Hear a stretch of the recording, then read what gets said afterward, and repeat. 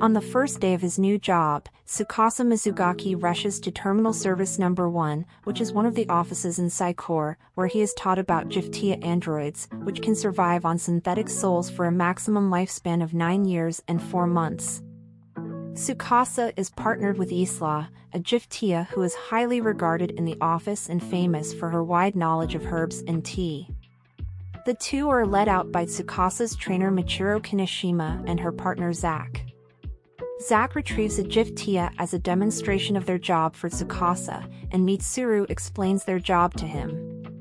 Not long after, Tsukasa and Isla are assigned a mission to retrieve Nina, a small-type Jiftia looked after by an old woman named Chizu Shirahana. After multiple tries, Isla is unable to persuade Chizu to talk to them, which makes Tsukasa doubt her abilities.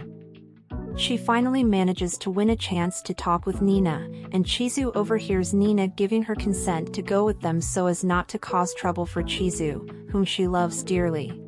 Chizu, realizing she had not considered Nina's feelings in the matter, finally allows Nina to go with them and thanks Tsukasa when she apologizes. Tsukasa meets Yasutaka Hanada, a spotter and a 10-year veteran at Terminal Service Number 1, whose aloof behavior surprises him as well as annoys his partner Sherry. When Yasutaka asks him about how he got his job, Tsukasa reveals that his father is a friend of one of the higher-ups in the company who decided to help him after he failed his entrance exams. After another failed attempt at retrieving and scolding from Michidu, Tsukasa takes the blame despite it being Isla who caused the problem. Back at the office, he's prompted by a message about her and heads to the unit testing room where he meets Rimuru and Mikishiro Tetsuguro, who are measuring Isla's physical skills. Tsukasa asks Isla about the physical training, and she tells him of her belief that she is holding him back because of all the time she spent off the field.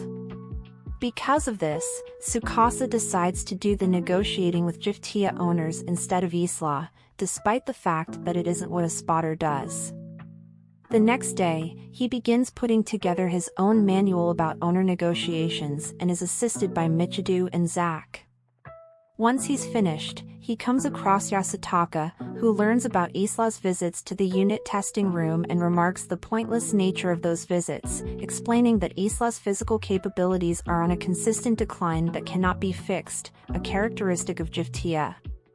Later on, Tsukasa and Isla successfully retrieve the Jiftia they were previously assigned to while Kazuka Kwanomi, an experienced spotter, and Yasutaka talk about Isla's lifespan, which is set to expire in less than 2,000 hours, giving her less than 3 months to live. Tsukasa is assigned to live with Isla in the company dormitory, a rule mandated for all marksman and spotter duos in Terminal Service Number 1. However, he is unsettled by the fact that Isla repeatedly ignores him there. At Terminal Service Number 1, he confides in other employees about the problem, although their individual suggestions fail miserably at helping him attract her attention. Finally, Kazuki approaches Tsukasa about the problem and tells him she ignores other people during her personal time, not just him. She then tells him to take Isla out somewhere if he wants some. Following through with the suggestion, he successfully asks Isla to accompany him to a shopping mall. There, they go to an herb shop, and to buy some more time, Tsukasa asks Isla to help him pick out some herbs as a present to a person who he unintentionally describes as being a lot like her.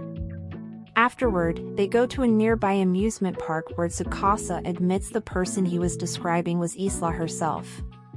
When he says he did this to make some memories with her about their partnership, she emotionally shuts down and tells him that she was not built to play at an amusement park, which shocks him.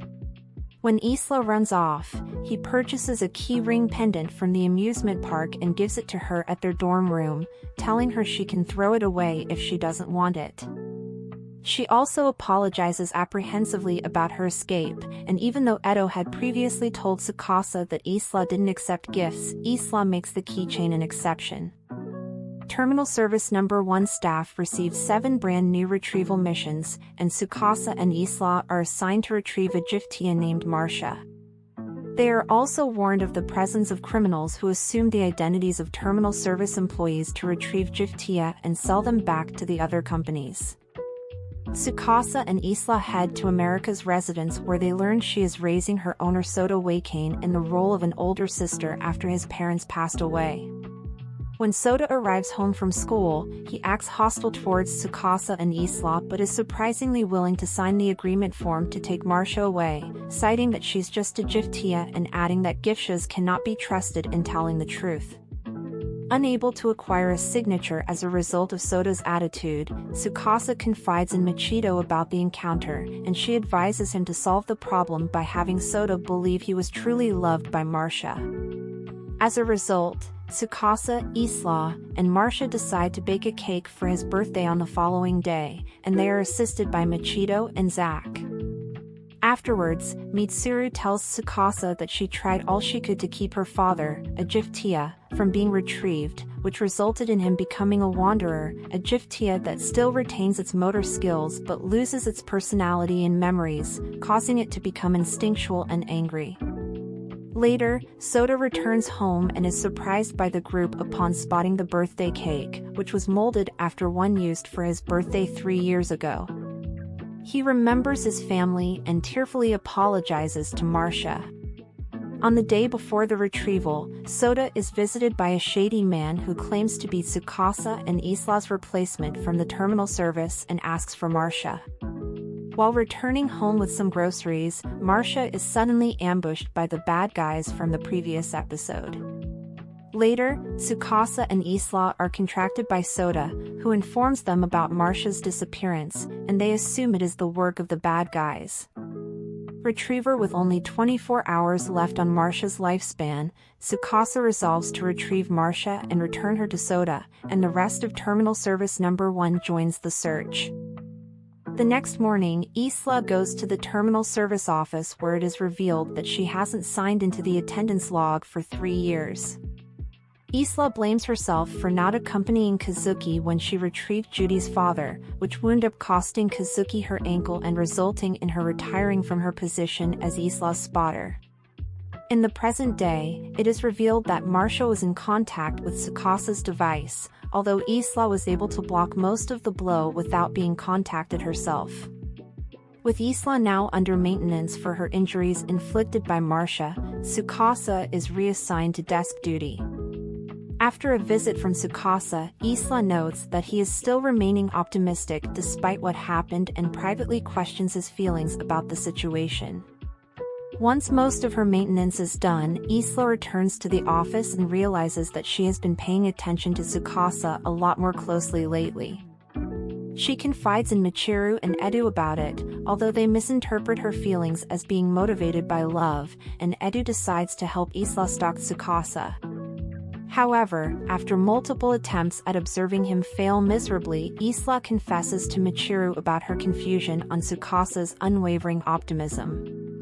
Michiru then tells her that Tsukasa never forgot about the incident with Marcia, even neglecting his desk duties to go and apologize to Soda for what happened, and assumes that he is smiling out of sadness. After finishing the last of her maintenance, Isla runs out of the dorm only to find Tsukasa isn't there. When night falls and Tsukasa has yet to return home, she goes to the office where she finds Tsukasa learning that she has 1,000 hours left in her lifespan, which translates to a month. However, when given the chance to partner up with a new Jiftia, Tsukasa declares that he wants to remain partnered with Isla, which makes her happy. One morning, Tsukasa decides to ask Isla out on a date. While trying to find opportunities to do so, he finds out that Isla has been doing chores for him at their dormitory and at the office. After asking her about it, he learns that she is trying to be useful to him, much to his chagrin. When Tsukasa musters the courage to ask her out, Isla accepts his request and decides to go to the amusement park after discussing it with Michiru and Edu. Later, reasoning to Tsukasa that she felt guilty about running out on him during their previous time there, they go there and sit at a bench, Isla's favorite spot in the park, as she was always able to observe the happiness and joy of so many people, which comforted her. After learning that Isla had never tried any of the park attractions, Tsukasa takes her out on a tour through the entire area, eventually ending at the Ferris wheel.